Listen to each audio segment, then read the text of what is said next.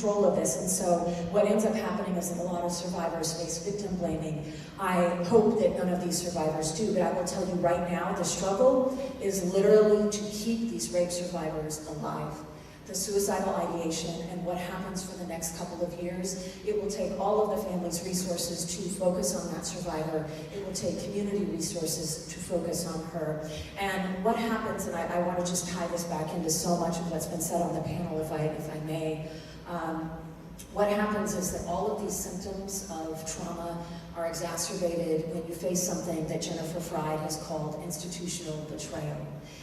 Meaning that the institutions that are supposed to support you and protect you, whether it's your political institutions or a college campus, when you come forward to report rape or sexual violence, or law enforcement. And I should just say, we live in a culture that normalizes this. 90%, the UN does a survey every year, 90% of people across the globe view women as less than men, subhuman. It is patriarchy, it is misogyny, right? And it means, the hatred of women means that we all, a percentage is actually 91%, it means we all hold that, right? Like, it's men and women alike who are holding up this idea that women are subhuman, which is driving this, right? What happened on October 7th was intersectional. It was the hatred of women, and it was the hatred of Jews. There's no way you could do that to a human body unless you first dehumanize that human body. And so that is what was happening there. And all of these symptoms are amplified when a survivor faces institutional betrayal, meaning the institutions that are supposed to support her do not. And what happened on that day is that the international feminist community and the local, the US feminist community absolutely failed survivors with their silence. And they failed survivors because we have something that has happened on what I call the illiberal left, which is the oppression Olympics, where the pain and suffering of certain identities matters more than the pain and suffering of others. And I can say this as a college professor. I care deeply about the pain and suffering of people of color. I also care deeply, as hopefully every decent human being in this audience cares about the pain and suffering of women and queer folks and people who face fat phobia and people who face anti-Semitism and Islamophobia. We can't hold these complexities, right? But what has unfortunately happened is, and we all know this, we don't say this out loud, we all know this, because we have defined this in racial terms in the hierarchy of what matters in the US left and even in the global left, we are not talking about this because we have ranked certain pain and suffering higher. And I would say it is intellectually dishonest to, let's just go through a quick list. It's intellectually dishonest to act like this started on October 7th when there's a 2,000-year history of Jewish persecution. It is intellectually dishonest to classify Jewish people as settler colonialists or as white. It is simply to take a relatively recent phenomenon of the racial hierarchies in the United States that emerged about 400 years ago, and to take that and to put it on what is happening right now to understand what is happening in the middle. It is simply intellectually dishonest. It is intellectually dishonest to say that you care about the pain and suffering of people and not speak up about what happened on October 7th. It's also intellectually dishonest to not be as equally heartbroken for the children who are dying in Gaza when Hamas, and not being able to separate the people, right, from Hamas, the terrorist organization. It is intellectually dishonest to not have your heart break for those children just the way my heart breaks for the women of October 7th. And I hope that we can all embrace some intellectual honesty. Yes, thank you. I think empathy is so important. And again, it's the antidote to intolerance. So, Soraya, one of the things that we've witnessed is obviously anti-Semitism, Islamophobia, but this attitude of treating women as subhuman. My question to you, with all this violence, on the treatment of women as weapons of war, the anti-Semitism and the Islamophobia, what do you think, how do you think this impacts democracy and the world? Thank you, Daphna. I sat there as I watched the movie with mixed feelings. I was in deep grief. deep anger and in deep disappointment. Why? Because for 75 years, the lobby of Hamas and the extremists have taken us all for a ride, and we didn't speak up long and hard and strong. And today, the silence of the Muslim communities, not around the US, let's talk about Los Angeles, is deafening, isn't it? Yes. So I was embarrassed. But I remember the words of my father, who would always tell me that we, as a human race, we are either coming from a problem, or we are in a problem, or we are going towards a problem.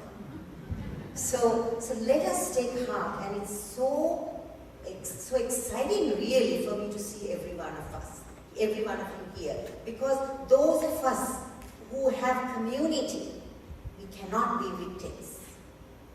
And to remember that we have work to do. In that, the question I want all of us to ask is, are we going to go through this, or are we going to grow through this? And today, October 7th has been a defining moment where every one of us, no exceptions, we have to all take a leadership role. We can all do something, and we have to do something. Because as Daphna asked me, anti-Semitism is on the rise. Last week I was speaking on a panel on Jewish-Muslim relationship at the Notre Dame Law School Religious Liberty Initiative. Everybody was talking about religious freedom and liberties internationally. Not one person spoke about the desecration of religious liberties for the Jewish community in the United States of America. And when I did raise that point, so many people came up to me and they thanked me. What that should tell us is, it is our silence that's not going to save us. If you have been following the news, 200 tombstones desecrated in Cincinnati. It is a violation of the Jewish people's religious freedoms and liberties. When the temple in Los Angeles was desecrated, it was a violation of your right to assemble peacefully, because it's a constitutionally guaranteed right.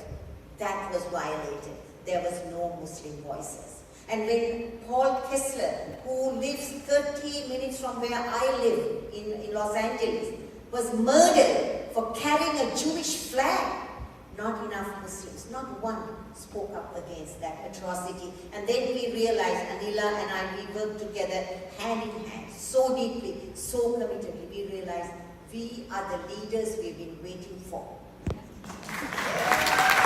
Thank you so much, Suraj. So remember, we have all come together. Just understand what we want to address. Take heart, because our silence is not going to save us. Thank you. And also amnesia is unacceptable. Amnesia is our worst enemy. Yes, Ahmad, I was going to get to you because for two reasons.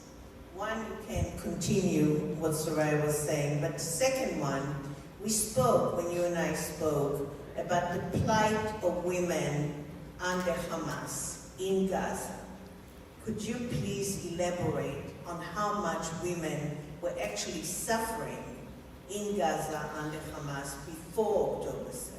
Certainly, and I just wanted to pick up on a point you mentioned about the silence. Is one of the things that genuinely and sincerely sustains me, despite the continuous challenges and the hatred and the attacks and the attempts to marginalize me or delegitimize me or paint me as a Zionist sellout or a CIA asset or a Mossad agent or this, that. Every day it's a different charge.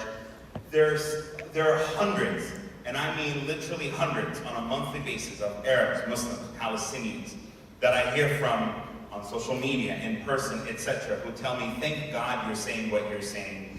We believe it. We want to say it, but unfortunately we can't.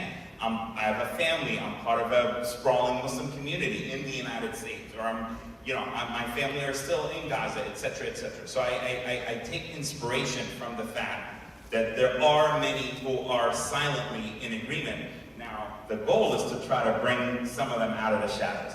The goal is to say, okay, I can maybe understand if you're in the West Bank, or if you're in Gaza, or if you're in some other place that, is difficult. You're dealing with the daily realities of life under those circumstances. You have Hamas, you have communal pressures. But if you're in the United States and you're bullied into silence in this unhelpful way, there's a threshold beyond which I start to lose my empathy. Or I don't want to use the word empathy, I'm all about empathy. I start to lose my patience, I should say, for you to not actually speak out, to not leverage your presence, your Western privilege. That is Western privilege that we have a role and a duty to use, which is the privilege of freedom of speech, the privilege of having safety, the privilege of having our basic necessities met. So I absolutely work with this theme of silence and what it means and where it's coming from.